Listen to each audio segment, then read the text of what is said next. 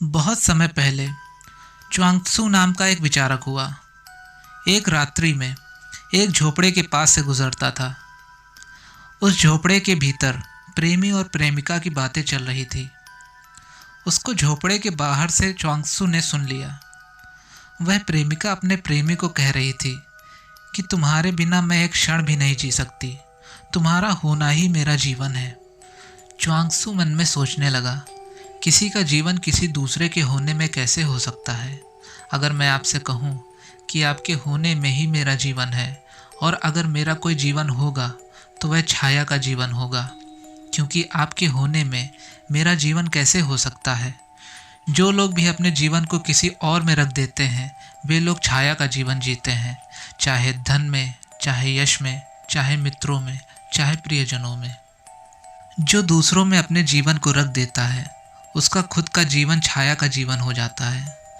उसका जीवन वास्तविक नहीं हो सकता, उसका जीवन झूठा होगा।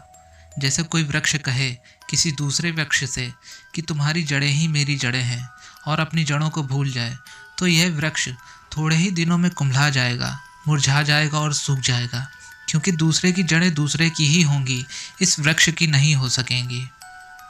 च्वांगत्सु ने लौटकर अपने शिष्यों को कहा कि आज मैंने एक अद्भुत सत्य अचानक सुन लिया। एक प्रेमिका अपने प्रेमी को कहती थी, तुम्हारे होने में ही मेरा जीवन है। जहाँ जहाँ कोई व्यक्ति यह कहता हो कि फलां चीज़ के होने में मेरा जीवन है, वहीं जानना कि जीवन असत्य है और झूठा है। जीवन अपने होने में होता है, किसी और के होने में संभव नहीं है। फिर और भी आश्चर्यजनक बात घटी। कुछ समय बीत जाने के बाद च्वांगत्सु एक पहाड़ के करीब से गुजर रहा था, और उसने एक स्त्री को एक कब्र के पास बैठे हुए देखा। यह तो कोई अनहोनी बात न थी। च्वांगत्सु ने जाकर पूछा कि बात क्या है। उस स्त्री ने कहा, मेरे पति को मरे 2 ही दिन हुए हैं, और मुझे एक नए प्रेमी से प्रेम हो गया है। तो कम से कम पति की कब्र सूख जाए, उतनी देर तक रुकना ज़रूरी है, इसलिए कब्र को सुखा रही हूँ। च्वांगत्सु वापस लौटा। उसने अपने शिष्यों से कहा, आज एक और नए सत्य का अनुभव हुआ है। जो लोग कहते हैं तुम्हारे बिना न जी सकेंगे, वे तुम्हारे मरने के बाद तत्क्षण अपने जीने के लिए कोई कारण खोज लेंगे, कोई और उपाय खोज लेंगे। अभी एक स्त्री अपने पति की कब्र को पंखा कर रही थी, क्योंकि कब्र जल्दी सूख जाए, ताकि वह नए प्रेम की दुनिया में प्रवेश कर सके। जो दूसरों पर जीता है, वह उनके हट जाने पर तत्क्षण दूसरे मुद्दे, दूसरे कारण खोज लेगा।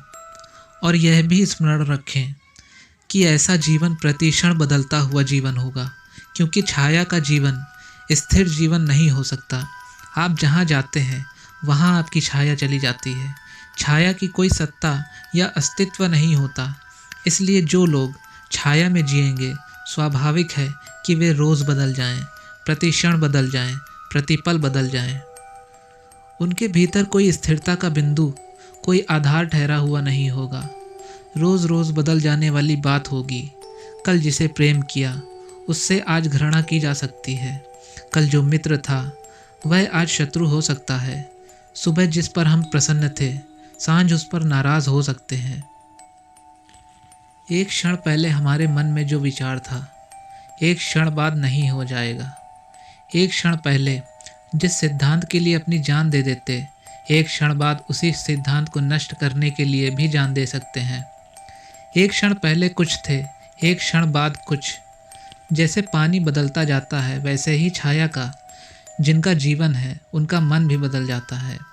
प्रतिक्षण उनमें हर क्षण कुछ न कुछ बदलाहट होती चली जाती है। कोई स्थिरता का बिंदु उनके आधार, उनके व्यक्तित्व के केंद्र पर नहीं होगा।